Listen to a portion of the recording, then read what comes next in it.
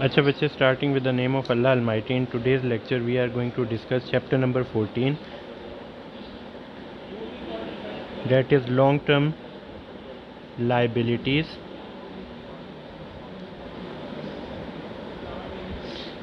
of your book of financial accounting 2.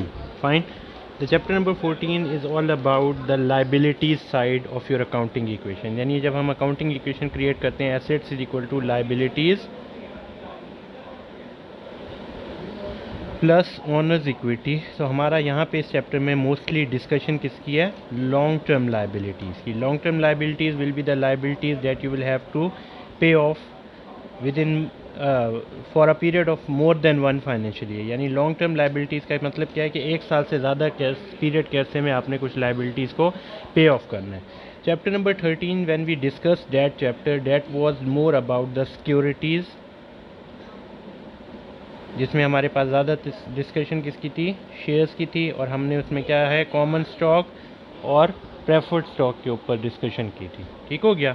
लेकिन जब हम अब चैप्टर 14 कर रहे हैं, हम यहाँ पे लाइबिलिटी साइड पे की डिस्कशन करेंगे। कुछ और डिफरेंसेस जो कि चैप्टर 13 एंड चैप्टर 14 में हैं वो ये हैं कि chapter 13 was all about the shares, as long as chapter number 14 is concern it is more about a bond. What is a bond financing? That is the first topic of your chapter कि bond financing का concept है क्या। अब इसमें simple सी कुछ ideas आपको जहन में रखने हैं। बॉन्ड फाइनेंसिंग में होती क्या है? बॉन्ड फाइनेंसिंग एक सिस्टम है। लेट्स सपोज ABL बैंक है, ठीक है, अलाइड बैंक लिमिटेड। अब मैं यहाँ पे ऑर्गेनाइजेशन हूँ ABC ऑर्गेनाइजेशन, किसी कंपनी का नाम है ABC। ABC क्या कहती है कि हमारे पास एक पीस ऑफ पेपर है, जिस पीस ऑफ पेपर पे हम रेडी हैं आपसे, हम आपको देते हैं ये पीस ऑफ पेपर और काइंडली आप हमें दे दें let's suppose $1 lakh for a period of 5 year at 10% interest. आपकी बुक में जो ज़्यादातर इंटरेस्ट की डिस्कशन है वो सेमी एनुअल है। सेमी एनुअल इंटरेस्ट क्या होता है कि साल में 2 मरतबा। ठीक हो गया। लेकिन जब भी हम मोस्टली जब इंटरेस्ट का जिक्र करेंगे, जैसे कि 10% interest, that would be considered as an annual interest. Annual interest में क्या है कि साल में एक मरतबा आपने इंटरेस्ट पे ऑफ करना है। ठीक हो गया। अब एक छोटी सी बात आप जहन में रखें, वो ये है कि जब हम किसी को बॉन्ड देते हैं ना, उसमें कुछ बेनिफिट्स होते हैं। ठीक है। यानी बॉन्ड फाइनेंसिंग में ये हम इस क्या दे रहे हैं कि किसी से कर्ज ले रहे हैं। When you are taking a debt, when you are taking a debt, जब आप किसी से कर्ज ले रहे हैं, you are liable to pay और to return that amount. You are liable to return that amount, आपने वो रिटर्न करनी है अमाउंट। ठीक हो गया। अच्छा, अब यहाँ पे आपने एक छोटी सी बात अपने दिमाग में रखनी है, वो ये है कि what will be the benefit for debt financing.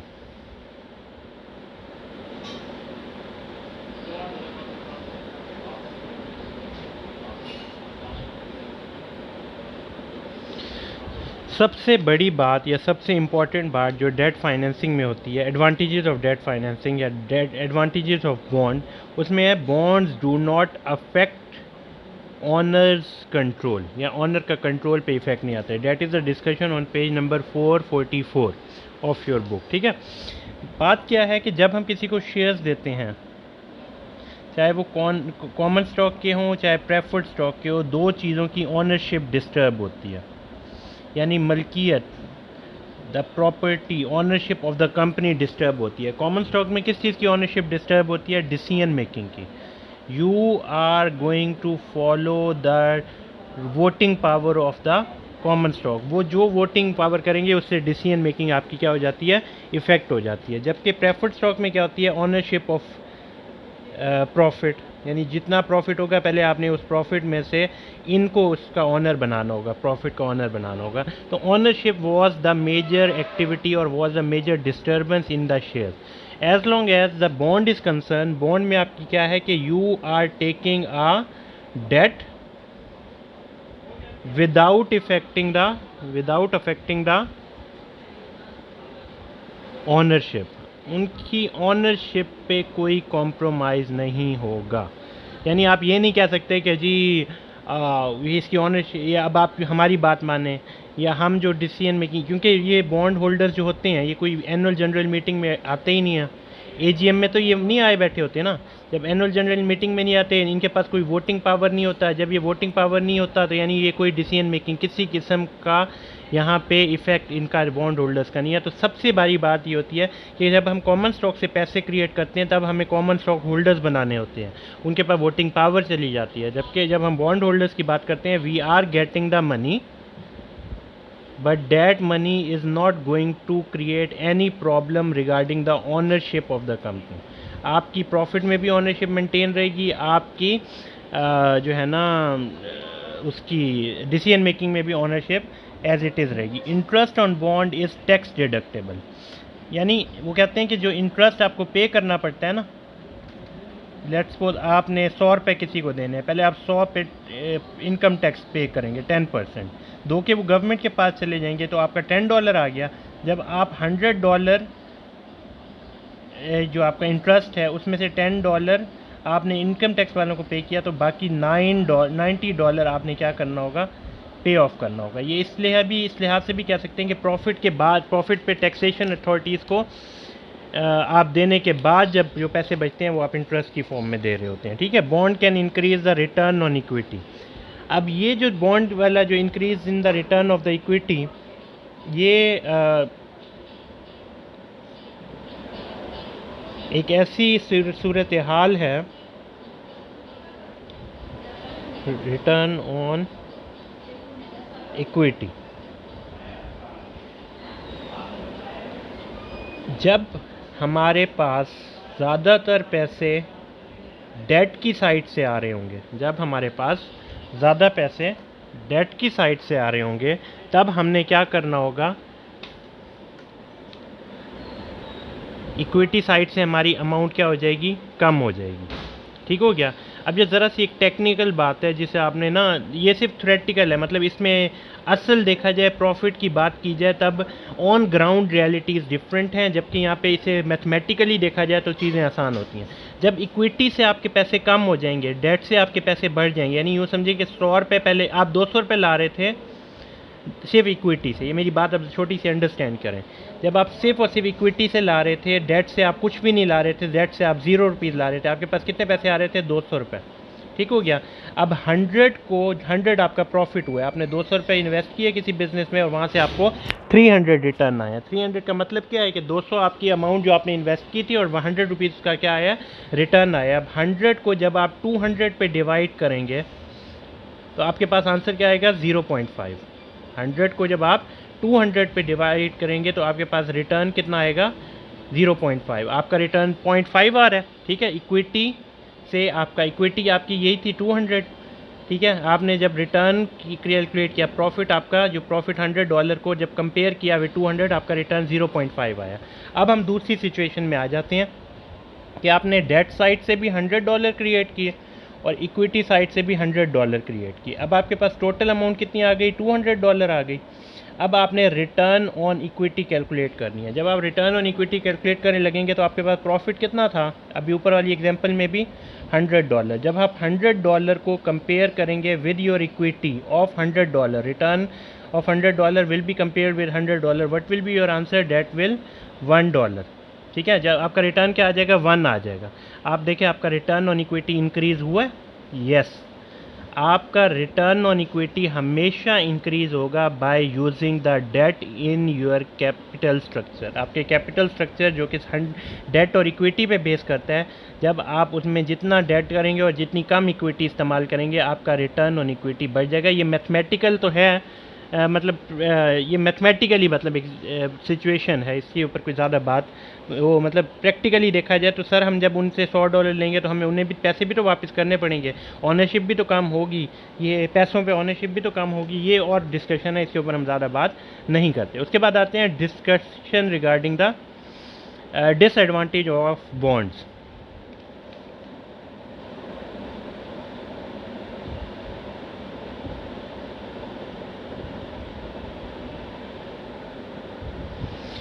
As long as the disadvantages of bonds are concerned, bonds can decrease return on equity. अगर हम इसे totally opposite situation create कर लें तो हम यहाँ पे decrease of return of equity भी कह सकते हैं, ठीक है। यानी आप पहले यही वाली सिचुएशन, जब आपने डेट रखा हुआ था, जब आपने डेट रखा हुआ था $100 का, तब आपके पास रिटर्न ऑन इक्विटी कितना आ रहा था, $1 आ रहा था। लेकिन अब आप डेट को ख़त्म कर देंगे तो रिटर्न ऑन इक्विटी फिर वापस कितना आ जाएगा, 0.5 आ जाएगा।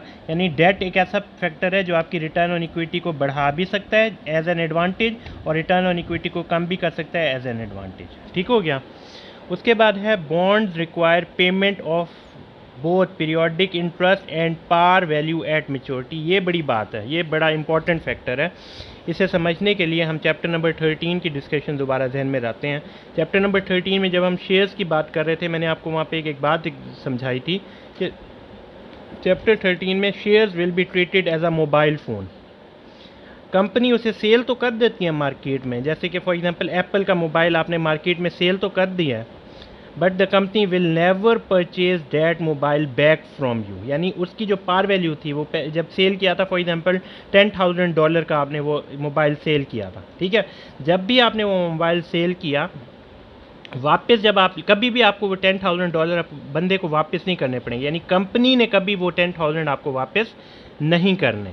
क्यों? क्योंकि अगर आप चाहते हैं नहीं सर मैंने मोबाइल सेल करना है, you have the secondary market available, आप वो मोबाइल सेकेंडरी मार्केट में ले जाएं, आप वो सेल कर दें। शेयर्स का यही हिसाब किताब था। जब कंपनी शेयर्स इशू करती थी तो तब कंपनी ने शेयर इशू कर दिए, लेकिन कंपनी कभी भी अपने शेयर्स को रीपर्चेज नहीं करती थी। जैसे सिर्फ सूरत हाल में रीपर्चेज करती थी जब हमने ट्रेजरी स्टॉक का कॉन्सेप्ट पढ़ा था, वो हमारी अलहदा डिस्कशन है, ठीक हो गया। लेकिन हम आम रूटीन में अपने शेयर्स को रीपर्चेज नहीं करते, यानी हमें उसकी कभी भी पार वैल्यू, प्रिंसिपल वैल्यू वापस नहीं करनी पड़ती। लेकिन as long as the bonds are concern, you have to return the principal value. आपने प्रिंसिपल वैल्यू को रिटर्न करना है। यानी जब आप उनका वो piece of paper ABL bank उन्हें वापस करेगा कि ये आपका बॉन्ड है, हमें ये वापस ले लें, और हमारे $1 लाख जो आपने हमसे लिए थे, तो आपने उस पर क्या देंगे, आप उस $1 लाख को भी पे करेंगे, और साथ ही इंटरेस्ट 5 साल तक हर साल के आखिर में आप 5 ईयर एनुअल इंटरेस्ट भी पे करते रहेंगे। ये सबसे बड़ा डिसएडवांटेज है बॉन्ड का, ठीक हो गया। अच्छा, इसके बाद आ जाते हैं कॉन्सेप्ट ऑफ बॉन्ड ट्रेडिंग, जो आपकी बुक पे नेक्स्ट टॉपिक है। उसके बाद इसकी एंट्रीज़ के ऊपर आ जाते हैं, ठीक है। जब बॉन्ड्स की बात कर रहे हैं पेज नंबर 545 पे, बॉन्ड्स ट्रेडिंग के लिए आप जहन में रखिएगा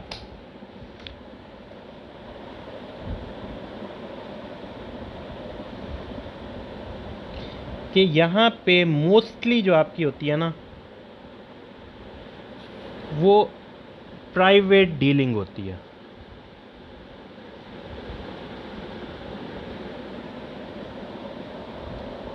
अब प्राइवेट डीलिंग का क्या कॉन्सेप्ट है कि बैंक के पास आप गए, आपने कहा कि sir I need the money, हमें डेट चाहिए कुछ अपने बिज़नेस के लिए। उन्होंने कहा ठीक है, ये इंटरेस्ट रेट है, इसको हम मतलब ये आपको इंटरेस्ट रेट पे करना पड़ेगा, 10% एनुअल इंटरेस्ट होगा, 5 ईयर की मैच्योरिटी होगी, एक्सेट्रा एक्सेट्रा। वो टर्म एंड कंडीशंस आपको डिसाइड करने पड़ते हैं, ठीक हो गया। एक बात जो आपने और याद रखनी है कि प्राइवेट डीलिंग में कंपनी, ये ABL बैंक है, वो किसी कंपनी ABC कंपनी के साथ डील कर रही है जी, ठीक हो गया। ABL कह रहा है कि सर हम 10% इंटरेस्ट चार्ज करेंगे, हम रेडी हैं आपको $1 लाख पे करने के लिए, और 5 ईयर्स के लिए हम आपको वो पैसे देने को तैयार हैं। जब ये ABC कंपनी एक्सेप्ट कर लेगी कि ठीक है सर आप हमारा पीस ऑफ पेपर, वो बॉन्ड आप हमसे ले लें और हमें ये $1 लाख दे दें, ये जो डीलिंग हो रही है जिस 10% इंटरेस्ट रेट पे हो रही है, उस वक्त इस इंटरेस्ट रेट का नाम आ जाएगा कॉन्ट्रेक्चुअल इंटरेस्ट रेट, ठीक है। होगा ये इंटरेस्ट रेट ही कि जिसके ऊपर आपका कॉन्ट्रैक्ट चल रहा है। लेकिन जब आप इन दो पार्टीज़ के दरमियान ये बात तय हो गई कि हम रेडी हैं इस इंटरेस्ट रेट पे डील करने के लिए, तब ये इंटरेस्ट रेट 10% इंटरेस्ट रेट क्या बन जाएगा, कॉन्ट्रेक्चुअल इंटरेस्ट रेट। ठीक हो गया। अच्छा, what is the difference between contractual interest rate and market interest rate? Market interest rate और कॉन्ट्रेक्चुअल इंटरेस्ट रेट में क्या फ़र्क है? कॉन्ट्रेक्चुअल इंटरेस्ट रेट में आपने हमेशा ये बात याद रखनी है कि वो तो जब जिस रेट पे कि कंपनी और बैंक डील रेडी हो जाएगी कि सर हम रेडी हैं आप पे ये डील करने के लिए, तो वो आपकी एक्टिविटी स्टार्ट हो जाएगी। लेकिन जब मार्केट इंटरेस्ट रेट की बात आएगी, ABL जिसके साथ आप डील कर रहे हैं, सिर्फ उसको छोड़ के बाकी सारे बैंक्स जो जो इंटरेस्ट रेट ऑफर कर रहे हैं, HBL, UBL, MCB,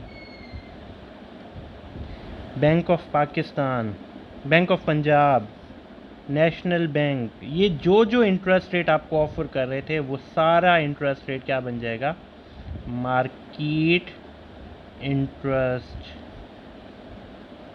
रेट। ठीक हो गया। अब what is the difference between contractual and market interest rate?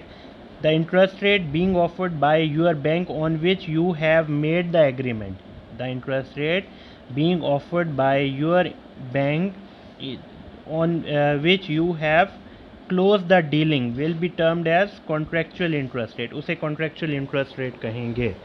और वो इंटरेस्ट रेट जो हमें ऑफ़र हुआ बाकी बैंकों की तरफ से, that would be termed as market interest rate। ठीक हो गया। अच्छा, एक और बात आपने जहन में रखनी है कि ये जो डीलिंग होती है ना बैंकिंग इंटरेस्ट रेट पे और मार्केट इंटरेस्ट रेट पे, ये बड़ी इंपॉर्टेंट है। ठीक है, हम अपने बॉन्ड को चाहते हैं कि कोई भी हमारा बॉन्ड आके परचेज़ कर ले। वी आर विलिंग कि $1,00,000 कोई हमें दे दे, हमसे ये बॉन्ड परचेज़ कर ले। ABC कंपनी इज़ विलिंग कि जी आओ हमसे ये बॉन्ड ख़रीदो। ठीक है, तो क्या कहते हैं, हम आपको उस पर ABL को ये बॉन्ड सेल करके क्या मिलेगा, ABL को ये बॉन्ड सेल करके क्या मिलेगा, उन्हें पैसे मिल जाए। ABC कंपनी को ये क्या मिलेगा, ये बॉन्ड सेल करके $1,00,000 मिलेंगे। ठीक है, और जो कंपनी होगी, लेट्स सपोज ABL जो कि इसे परचेज़ करेगा, उसे क्या फ़ायदा होगा, उसे इंटरेस्ट मिला करेगा हर साल। Interest is basically the profit the bank will earn on the bond. ठीक हो गया, बैंक को क्या मिला करेगा, इंटरेस्ट मिला करेगा। ठीक हो गया। अच्छा, अब एक और बात आपने जहन में रखनी है कि आपका बॉन्ड पार वैल्यू पे कब सेल होगा। What is the par value? Par value या फेस वैल्यू क्या होगी, the value written on the bond, जो वैल्यू बॉन्ड पे स्टेटेड वैल्यू या लिखी हुई होगी ना उस पीस ऑफ पेपर पे, उससे कहेंगे पार वैल्यू। पार वैल्यू पे तब इशू होगा जब ABL भी 10% इंटरेस्ट रेट ऑफर कर रहा है और मार्केट भी 10% पे इंटरेस्ट ऑफर कर रही है। When the contractual interest rate will be equivalent to market interest rate, then the bond will be issued at par। ठीक है, बॉन्ड कब डिस्काउंट पे इशू होगा,